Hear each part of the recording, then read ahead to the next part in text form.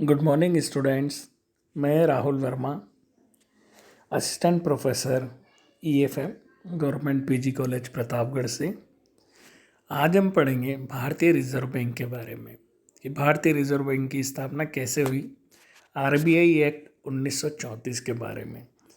तो एक इसके आरबीआई एक्ट 1934 और एक इसका मैनेजमेंट जो इसका प्रबंध होता है उसके बारे में आज विस्तार से चर्चा करेंगे। तो अपने देश में एक शुरू से एक सुसंगठित और एक सुव्यवस्थित मौद्रिक व्यवस्था स्थापित करने के उद्देश्य से बहुत समय से एक जो सेंट्रल बैंक की आवश्यकता महसूस की जा रही थी, लेकिन वो हो नहीं पा रही थी। तो सब इसका हम शुरू से आज देखते हैं कि कैसे आरबीआई अपने वर्तमान स्वरूप में आया। तो सबसे पहले 1996 1896 में वॉरेन हेस्टिंग्स ने भारत में एक केंद्रीय बैंक की स्थापना का सुझाव दिया था, और इसके बाद जो चैम्बरलिन आयोग था 1913 में था इसने भी इसकी स्थापना पर जोर दिया। लेकिन जब अंग्रेज़ सरकार थी उस समय उसने 3 प्रेसिडेंसी बैंक थे, उनको मिलाकर 1920 में इंपीरियल बैंक की स्थापना कर दी और उसे बैंकों के नियंत्रण और मार्गदर्शन का कार्य सौंप दिया, यानी वो कंट्रोल करता था इंपीरियल बैंक। और इस तरह से केंद्रीय बैंक की स्थापना को उसने पूरी तरह से नज़रअंदाज कर दिया। फिर क्या हुआ, 1926 में हिल्टन यंग आयोग ने रिजर्व बैंक ऑफ इंडिया के नाम से केंद्रीय बैंक स्थापित करने का पुरजोर सिफारिश की। अतः 1928 में ही भारतीय विधायिका सभा में रिजर्व बैंक ऑफ इंडिया की स्थापना के लिए एक बिल पेश किया गया। कब? 1928 में। लेकिन ये बैंक सरकारी हो या हिस्सेदारों का बैंक हो या निजी हो के एक विवाद में फंसकर रह गया और बिल वो वैसा का वैसा ही रह गया, पास नहीं हो पाया मतलब वो बिल। और फिर से केंद्रीय बैंकिंग जो जांच समिति थी उसने 1931 में रिजर्व बैंक की स्थापना के सुझाव को तुरंत क्रियान्वित करने की सिफारिश की। परिणाम स्वरूप क्या हुआ, 18 सितंबर 1933 को रिजर्व बैंक ऑफ इंडिया की स्थापना के लिए दूसरा बिल भारतीय विधायिका जो इंडियन लेजिस्लेटिव असेंबली थी उसमें प्रस्तुत किया गया और वो अंततः पास भी हो गया।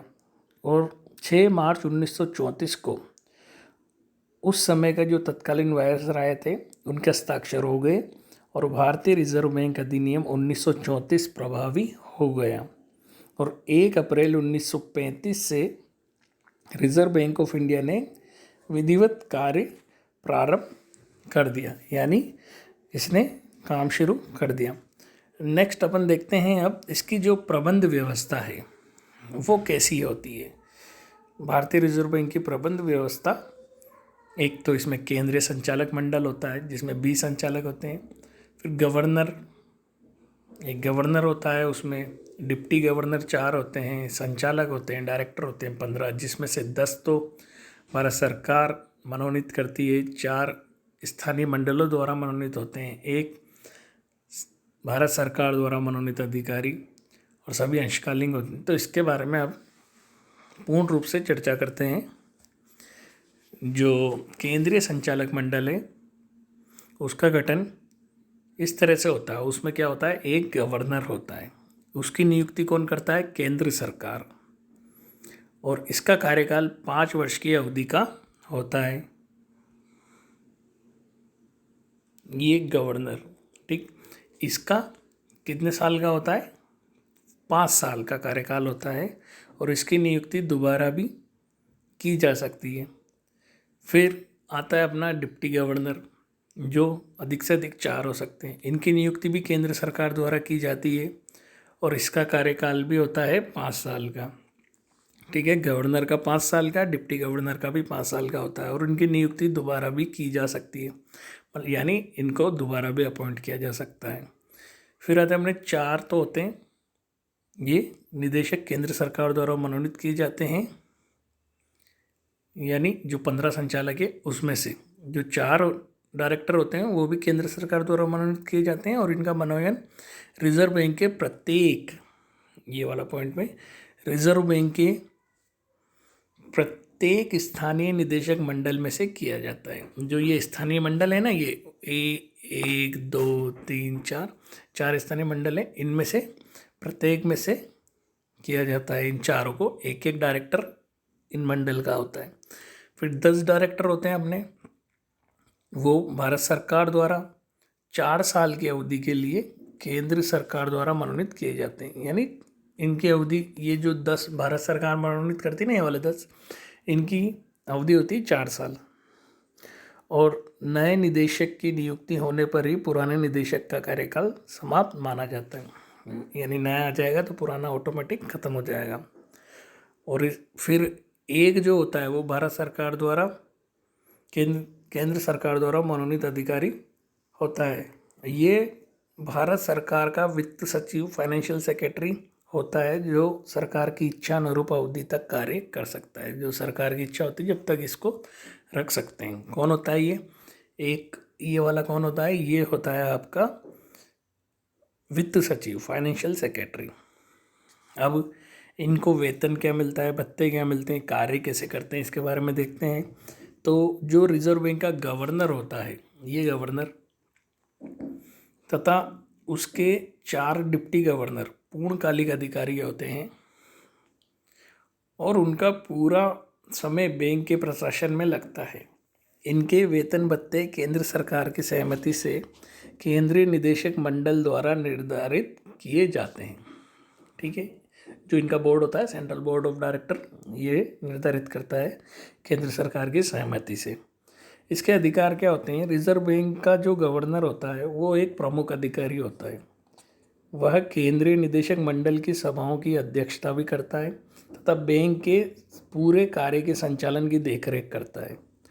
4 जो डिप्टी गवर्नर होते हैं तथा एक सरकारी अधिकारी केंद्रीय निदेशक मंडल की सभाओं में भाग लेने तथा अपनी राय प्रकट करने के लिए अधिकारी तो हैं, लेकिन उन्हें वोट देने का अधिकार नहीं होता है।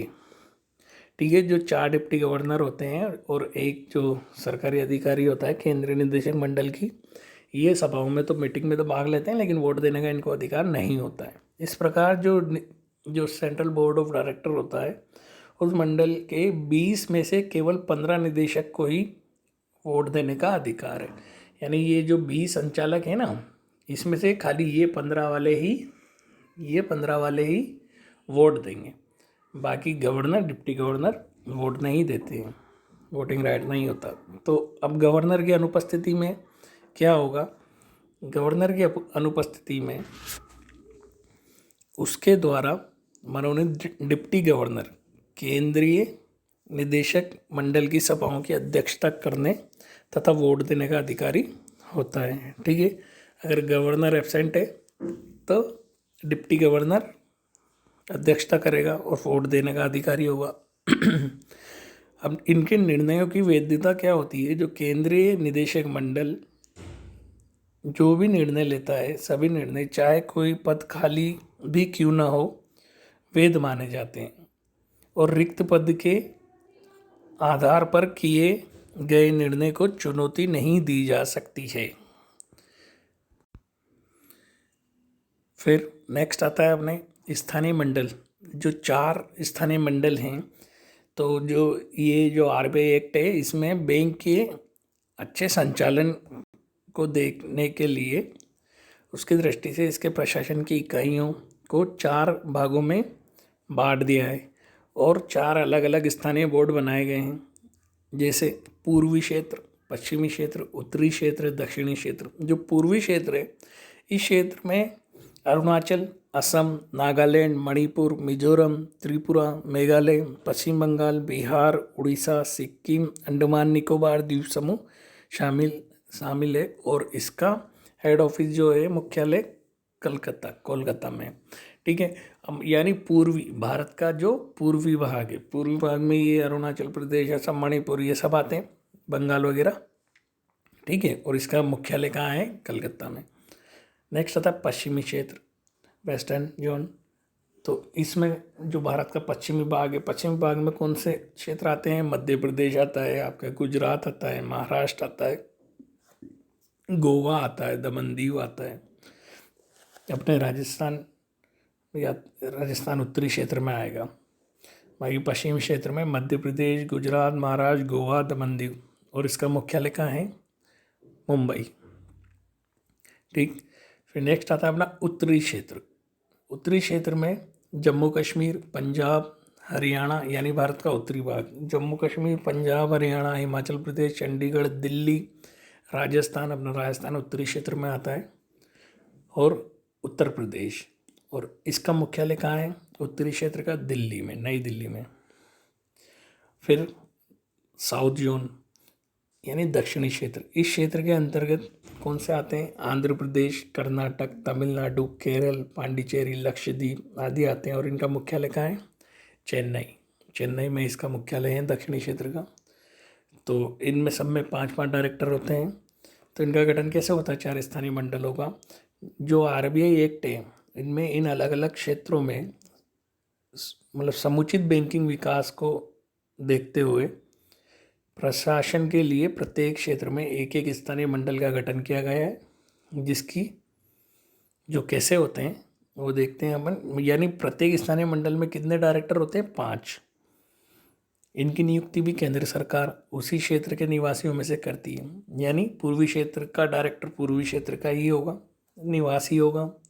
उसी तरह इनके जो चयन में अर्थशास्त्र, सहकारिता, स्वदेशी बैंकिंग से संबंधित व्यक्तियों को प्राथमिकता दी जाती है, और नियुक्ति कौन करता है? केंद्र सरकार। फिर इसका अध्यक्ष कौन होता है स्थानीय मंडल का? तो जो भी संबंधित स्थानीय मंडल हैं उनके निदेशक सदस्यों द्वारा अपने में से ही एक व्यक्ति को अध्यक्ष चुन लेते हैं, और वही सभाओं का अध्यक्षता करता है। स्थानीय मंडल की जो नियुक्ति होती है वो होती है 4 साल के लिए, यानी इनका कार्यकाल की समाप्ति के बाद नई नियुक्ति तक बने रह सकते हैं, और इनकी नियुक्ति कितनी है? 4 साल के लिए होती है। इसकी दोबारा नियुक्ति भी की जा सकती है, यानी ये फिर से आ सकते हैं इनका कार्यकाल समाप्त होने के बाद। और जो स्थानीय मंडल होते हैं इनका कार्य निर्धारण केंद्रीय यानी ये सेंट्रल संचालक मंडल जो होता है ये इसका कार्यकाल देखता है, और अपने अपने क्षेत्र की बैंकिंग एवं मौद्रिक समस्याओं के बारे में केंद्रीय निदेशक मंडल को सुझाव देते रहते हैं। और स्थानीय मंडल के जो निदेशक होते हैं इनकी नियुक्ति के लिए कौन इनका मतलब निदेशक नहीं बन सकता, वो थोड़ा सा देख लेते हैं। एक तो जो वेतनभोगी सरकारी अधिकारी होता है, जो गवर्नमेंट एम्प्लॉई है जिसको पेमेंट मिल रही है, वो इसका नहीं बन सकता है सदस्य। एक दिवालिया व्यक्ति, पागल, मानसिक अस्वस्थ व्यक्ति, वो सदस्य नहीं बन सकता। किसी बैंक में जो अधिकारी है, नियोजित अधिकारी या कर्मचारी, वो भी इसका सदस्य नहीं बन सकता। और किसी सरकारी सहकारी जो कोऑपरेटिव बैंक होते हैं और व्यापारिक संस्था के निदेशक मंडल का कोई भी सदस्य इसका सदस्य नहीं बन सकता है। ठीक। फिर इसमें हम नेक्स्ट देखेंगे आरबीआई एक्ट के बारे में आगे की जानकारी। ठीक है, तब तक के लिए स्वस्थ रहो और खुश रहो।